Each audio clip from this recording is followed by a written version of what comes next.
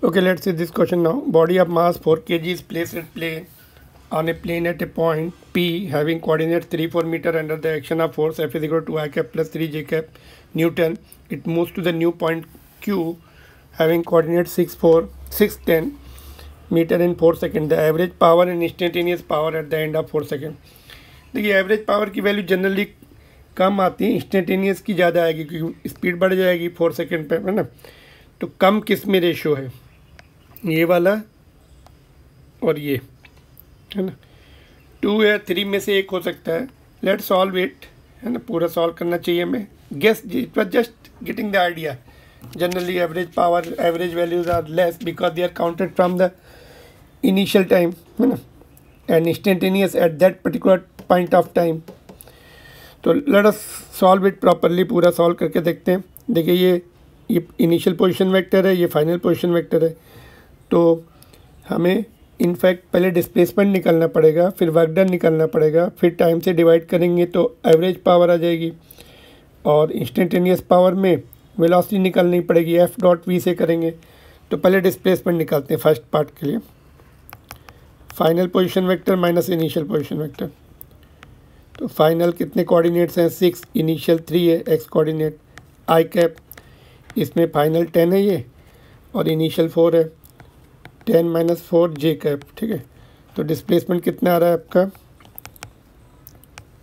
3 I cap plus 6 J cap.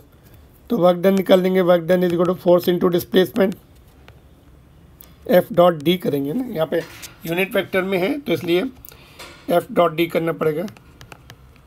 2 I cap plus 3 J cap, ये 3 I cap plus 6 J cap है। तो कितना आ रहा है ये आपका, 2 इंटू 3 कोएफिशिएंट मल्टीप्लाई हो जाएंगे अभी, 6 एंड 3 इंटू 6 कितना आ रहा है, 24 आ गया ना।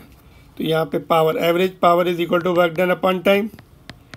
वर्क डन अपना 24 आ गया, और टाइम कितना आ रहा है, टाइम कितना दिया, 4 सेकेंड। तो ये 6 वाट हो गया ना। तो ये आ गया आपका फर्स्ट पार्ट। सेकेंड पार्ट में देखो इंस्टेंटेनियस पावर क्या होती है, एफ डॉट वी। तो F dot V, V is equal to U plus A T, U 0 है ना, A T acceleration into time. Acceleration कैसे मिलेगा, फोर्स के वेक्टर को डिवाइड कर देंगे मास से इंटू टाइम, है ना। तो बस अभी फोर्स का वेक्टर पुट करते कितना है, 2 आई कैप प्लस 3 जे कैप, यहाँ पर भी 2 आई कैप प्लस 3 जे कैप अपॉन मास भी 4 है, टाइम भी 4 है। तो ये 4 4 हो गया कैंसिल। अभी कोएफिशिएंट मल्टीप्लाई कर लीजिए फिर से, 4 प्लस 9 13 हो गया। पहला आंसर कितना आया था, देखिए 6, ये कितना आया 13 वाट, डिवाइड कर देंगे तो P average upon P instantaneous power is 6:13। क्या आंसर आया आपका, ऑप्शन नंबर 2। ऑलराइट,